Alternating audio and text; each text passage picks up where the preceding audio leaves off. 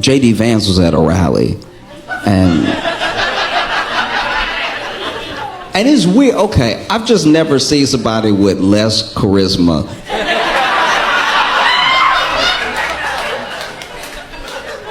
Like, J.D. Vance makes Ron DeSantis look like Ron White. Like, it's...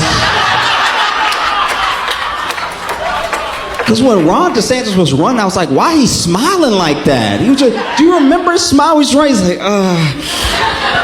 like, it's like it hurt him to talk to people, person to person.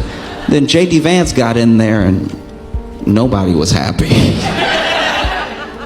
And J.D. Vance said, you know, they asked him about how he felt about the whole rumor about the dogs and cats things affecting the Haitian community, why they've been zeroing in on Haitians specifically in Springfield for some reason. You know, he's from Ohio and everything like that. And he basically said, like, and you can look this up for yourself if you think I'm being unfair, but he basically said that, you know, this is a Democrat talking point and a point by the media and everything, as if he didn't say it. And then he basically says, you know, everyone loves talking about those Haitians in the community like they came here legally and are doing everything legally, but they were brought in and they were legalized through a process by Kamala Harris that is unconstitutional. So as long as they're here, I'm going to call them illegal aliens.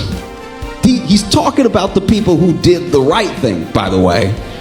You'll still be illegal. You'll never not be illegal, in my view. That's wild. You can't do that. You just can't, because the law is supposed to be the law. You're supposed to be the party of law and order. You can't just be like, nuh-uh, that's not...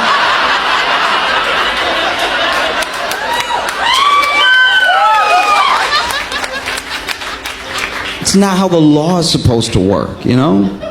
And look, I think that one of the reasons we get pitted against each other really, really hard is because America makes a promise, and it makes a promise to everybody that they will have it better tomorrow. And a better tomorrow isn't coming for everybody because of systems in place to keep tomorrow like today.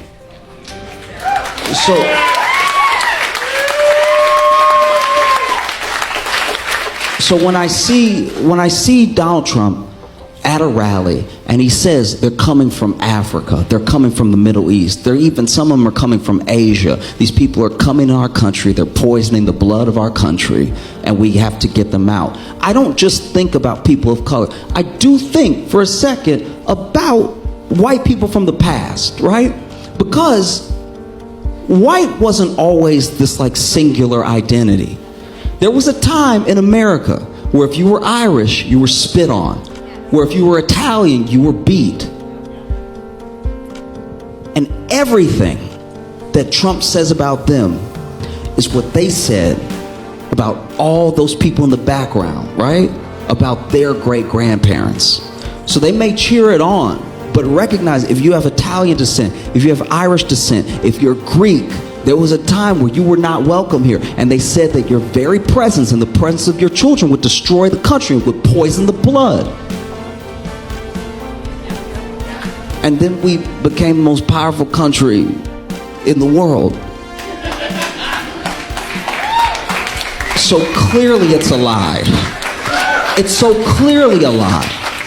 Do you know what I mean? And I'm not saying this as if I'm like, oh, you know, don't even have a program, open borders, just let everybody come in, spill it. The thing that they are painting, sometimes it's not even what's happening in the area. And look, I'm going to tell you right now that I think that there should be a fair and legal and simple process for becoming a citizen. Do you know what I mean?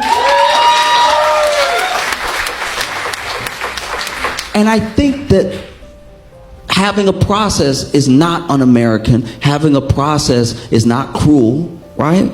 But there has to be a process. But then when that process is adhered to, you can't just be like, no,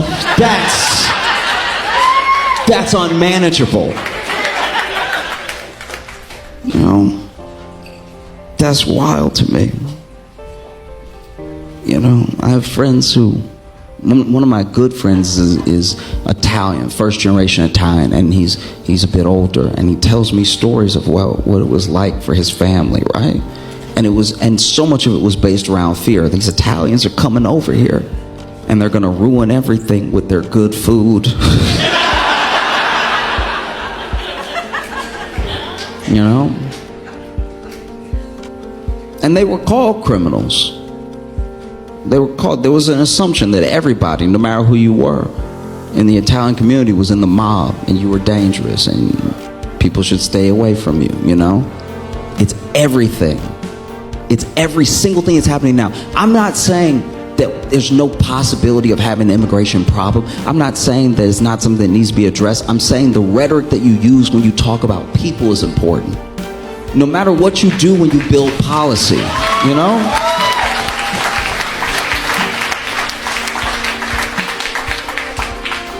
Because I would like the people who are hardworking, the people who are honest, the people who genuinely love America to be in America, you know? Because the same things that they do to immigrants now is what they did back in the day, you know? Maybe you were Irish and maybe an Irish person in your community committed a crime. And now it's a crime on all of you. Not just one of you did it, y'all all did it. Every single one of you, and we're going to make you feel like you did it. We're going to put up signs, right?